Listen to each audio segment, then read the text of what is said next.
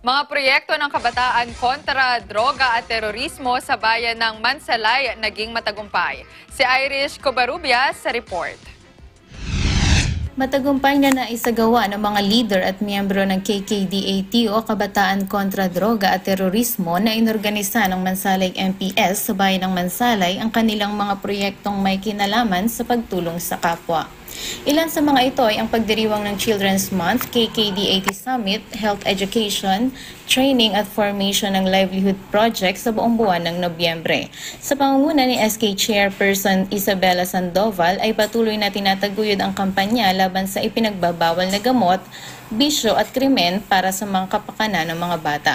Samantala, ang mga bagong kasapi ng KKDAT ay patuloy na nagbabahagi ng ambag sa lipunan at magandang naidulot ng advokasya ng kanilang samahan.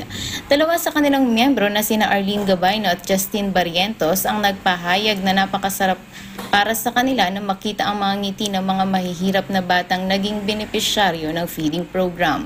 Bukod dito ay maganda rin daw ang idinulot sa kanila ng mga ganitong gawain. Hinimok naman ni SK Sandoval na suportahan ang KKDAT at ang kampanya ng PNP laban sa kriminalidad. Mula sa lalawigan ng Oriental Mindoro para sa Eagle News, Irish Covarrubias, we live in interesting times.